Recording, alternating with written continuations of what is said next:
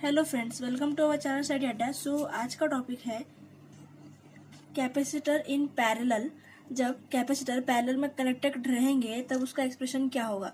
तो सबसे पहले आपको डेफिनेशन मैं बता देती हूँ। मैंने डेफिनेशन बाद में लिखा है, मगर आपको सबसे पहले डेफिनेशन लिखना है, फिर डायग्राम निकालना है, फिर डायग्राम का डिस्क्रिप्शन और फिर बाद में एक्सप्रेशन।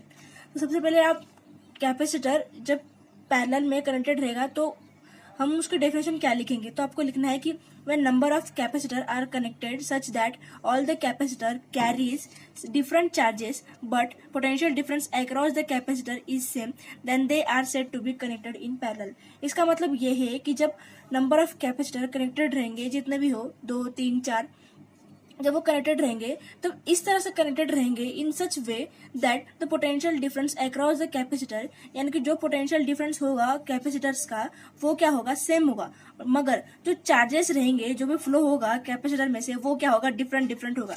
यानी कि अब इसके अंदर क्या होगा, जो चार्जेस है वो क्या होगा, Q1, Q2, Q3, यानी कि इसके अंदर से Q1 फ्लो होगा, इसके अंदर से Q2 और इसके अंदर से Q3, मगर इन तीनों का जो पोटेंशियल डिफरेंस है वो क्या होगा, सेम होगा। तो हम स्टार्ट करते हैं। इसके डायग्राम तो हमने समझ लिया, अब इसका डिस्क्रिप्शन क्या होगा डायग्राम का। बस जो भी आपको दिखता है इस सर्किट में वो आपको लिखना है कि हमने क्या किया है। Let we have taking a 3 capacitor C1, C2, C3 are connected in parallel and Q1 and Q2 और Q3 are the charges which flow through that C1, C2 and C3 respectively, and the potential difference of this 3 capacitor are same everywhere. तो आपको बस इतना ही इसका description लिखना है।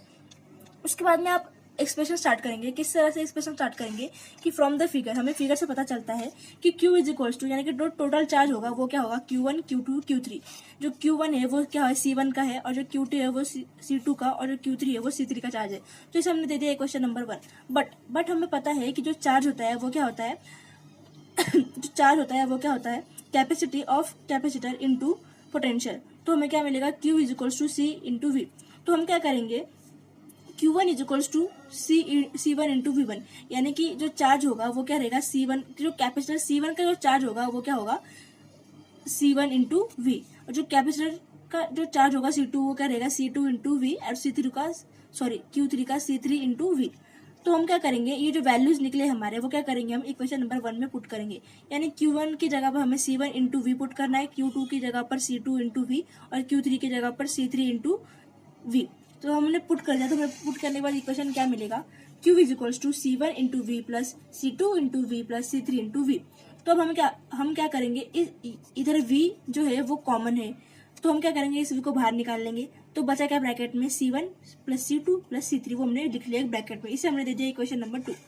Now let Cp be the equivalent capacity of the parallel combination of capacitor. अब जो Cp है वो क्या है, इक्विवेलेंट कैपेसिटर, यानी कि addition of C1, C2 and C3। तो हमारा जो चार्ज अक्रॉस Cp होगा वो क्या होगा, Q is equal to Cp into V। इसे हमने इक्वेशन नंबर 3 कह दिया। Okay, so now from equation second, यानी कि ये वाले इक्वेशन, एंड फ्रॉम इक्वेशन 3, यानी कि this one, Q is equal to Cp into V। तो हमें क्या मिलेगा, Cp into V is equals to, हमने इस Q की वैल्यू को, यानी कि ये जो इक्वेशन नंबर 2 है, इस वैल्यू I वैल्यू को हमने इधर पुट कर दिया, यानी कि यहाँ पर पुट किया है। तो हमें क्या मिलेगा, Cp into V is equals to V in bracket C1 plus C2 plus C3। तो हमारा ये V कैंसिल होगा और ये V कैंसिल होगा, तो हमें क्या मिलता है, Cp is equals to C1 plus C2 plus C3। तो ये हमारा हो गया expression for the capacitor connected in parallel. तो नाउ अगर if n number of capacitor are connected in parallel, यानी कि बहुत सारे, यानी कि n नंबर, यानी कि कितने भी, 4 हो सकते हैं, 5 हो सकते हैं, 6 हो सकते हैं, या फिर n नंबर कितने भी कैपेसिटर अगर कनेक्टेड होंगे, तो हमें एक्सप्रेशन क्या मिलेगा, तो हमें एक्सप्रेशन ये मिलेगा कि Cp is equals to C1 plus C2 plus C3 plus dash dot dot dot plus C into, यानी कि C रेज टू n। तो हमें इससे क्या पता चलता है कि capacitor are connected in parallel then the equivalent capacity of combination is equals to the sum of individual capacitor. यानी कि जो हमारा जो इक्विवेलेंट जो कैपेसिटर होता है वो क्या होता है, एडिशन ऑफ C1, जितने भी कैपेसिटर उस सीरीज में, यानी कि उस सर्किट में कनेक्टेड होंगे, इज इक्वल्स टू, वो दोनों इक्वल होंगे।